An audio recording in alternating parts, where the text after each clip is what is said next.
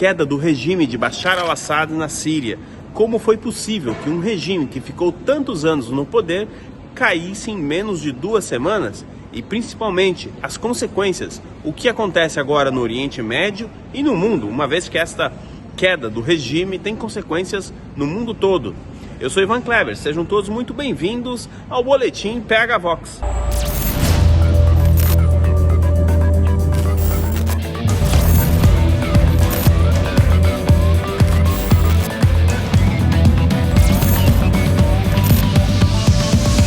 Dia 8 de dezembro de 2024 passa para a história como o dia que caiu o regime de Bashar al-Assad na Síria. Mas como foi possível que este regime caísse tão rapidamente em poucos dias? Precisamos entender um ponto muito importante. O regime era sustentado por 3 forças. Eram elas as forças militares russas, as forças iranianas, revolucionárias do Irã e também pelo Hezbollah.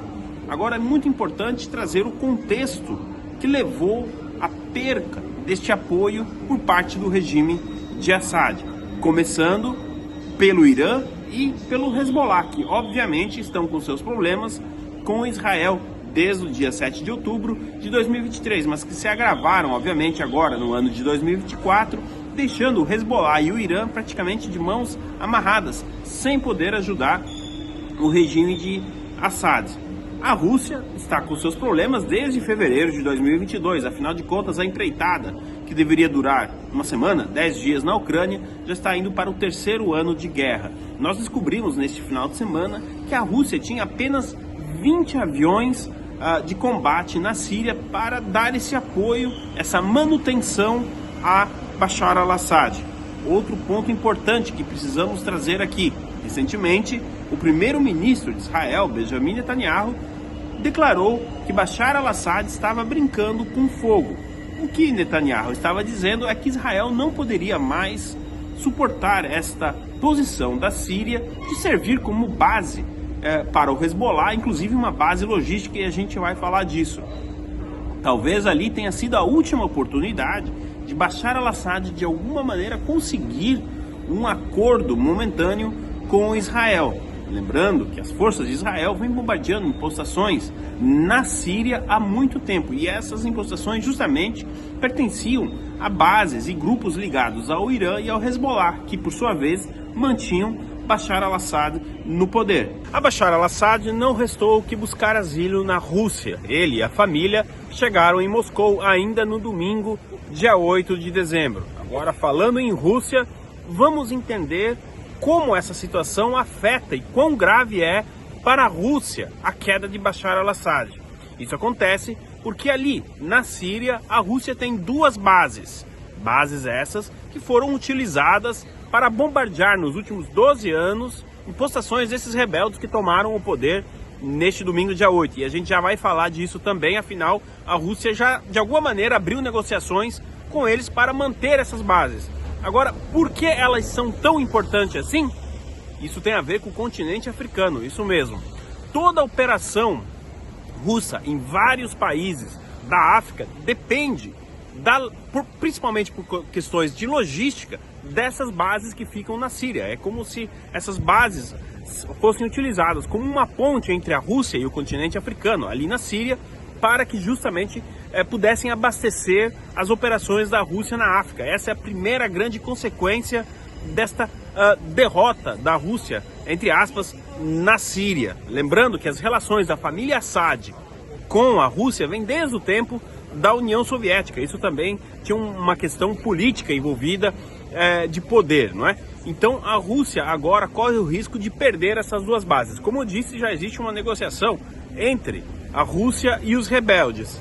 Pelas primeiras informações que a gente conseguiu obter, a probabilidade é que a Rússia consiga manter as suas impostações ali na Síria, mas com um poder bélico muito mais reduzido. O que hoje é uma base militar pode ser transformada apenas em uma espécie de estoque da Rússia na Síria. Essas são as primeiras informações, mas tem muita coisa acontecendo e isso provavelmente será atualizado. A outra notícia que nós trouxemos aqui no início deste vídeo é de que a Rússia tinha apenas 20 aviões para ajudar Bashar al-Assad.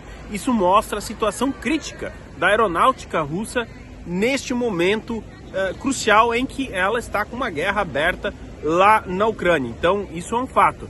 A Rússia é uma das grandes derrotadas da queda de Bashar al-Assad. O outro derrotado é o Hezbollah. Esse sim, talvez com condições mais críticas até do que a própria Rússia, uma vez que agora o Hezbollah está, digamos, isolado do Irã e praticamente de outros aliados, sem falar com todas as perdas que o Hezbollah teve durante o ano. Então, de fato, os grandes derrotados dessa questão toda são Rússia, Hezbollah e Irã.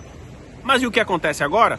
Mas como a Decision Desk do Pegavox consegue monitorar tudo o que está acontecendo no mundo, são tantas notícias, informações, um requisito básico é o mínimo conhecimento da língua inglesa.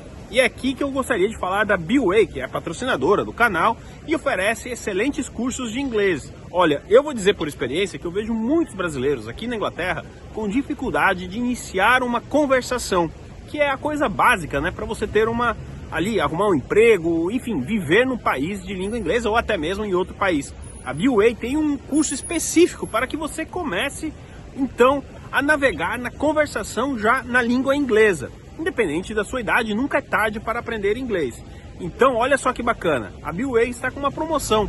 São 12 parcelas de R$ 29,70 ou uma parcela única de R$ 297. Acesse o link que está aqui na descrição deste vídeo e já deu o pontapé inicial para você começar a conversar em inglês. Mas afinal de contas, quem são esses rebeldes que derrubaram o regime de Assad? O que nós sabemos é que é uma soma de 16 grupos, isso mesmo, e a maioria desses combatentes são remanescentes do grupo Al-Qaeda e do grupo Estado Islâmico. Teme-se que a perseguição a cristãos e curdos deva acontecer na Síria, embora os líderes desses grupos, por enquanto, trazem um discurso apaziguador, de reconstrução do país, etc. Mas nós sabemos que o Talibã também usou um discurso muito parecido como esse lá em 2021, quando retomou o poder no Afeganistão, e na prática não foi o que aconteceu lá no Afeganistão. Na Síria, as forças ocidentais vêm monitorando com mais atenção o movimento desses líderes. O jornal Washington Post publicou durante o fim de semana que sim, existe o perigo de perseguição a cristãos lá na Síria. É por isso que no Ocidente não se comemora a queda do Assad, mas com muito receio de se comemorar quem está subindo. Afinal de contas, hoje, segunda-feira, dia 9 de dezembro, não podemos prever qual será o futuro da Síria, das relações internas e externas. Quem não está perdendo tempo é Israel, que mesmo após a queda de Bashar al-Assad, vem bombardeando em postações ali dentro da Síria. O temor é que as famosas armas químicas que Assad tinha em seu poder passem para a mão desses rebeldes e que talvez sejam mal utilizadas. Portanto, Israel vem delimitando ali o poder de fogo destes rebeldes. Outra ação de Israel foi entrar dentro do território da Síria, através dos montes Golan, justamente para criar uma espécie de zona tampão, para que nenhum desses grupos venha a ideia de invadir Israel. Portanto, o mundo olha com muita atenção para aquilo que acontece na Síria. Nós sabemos quem caiu, quem não está mais no poder, mas o mundo ainda não sabe quem voltou, quem subiu ao poder na Síria. Devido à sua posição geográfica, a Síria é um dos países mais importantes do Oriente Médio. E já temos consequências em solo europeu da queda de Bashar al-Assad na Síria. Isso porque na manhã desta segunda, dia 9, a Alemanha e a Áustria encerraram o seu programa de apoio a imigrantes da Síria nesses países, uma vez que eles migravam justamente por conta da perseguição imposta pelo regime de Assad. Como o regime caiu, não há mais justificativa para que os países, pelo menos assim entenderam, a Alemanha e a Áustria, recebam esses imigrantes. Agora nós vamos para a palavra do dia, aquela palavra que você vai escrever aí na seção de comentários, ganhar um like do Pegavox e ajudar com que este boletim tenha mais engajamento e mais pessoas possam receber esse conteúdo. E a palavra do dia é a queda, em referência à queda do ditador Bashar al-Assad. Portanto, escreva aí na seção de comentários a queda. Eu sou Ivan Kleber, falo diretamente de Londres, no Reino Unido. Hoje é segunda-feira, dia 9 de dezembro de 2024. E este foi o Boletim Pegavox. Muito obrigado pelo carinho da audiência.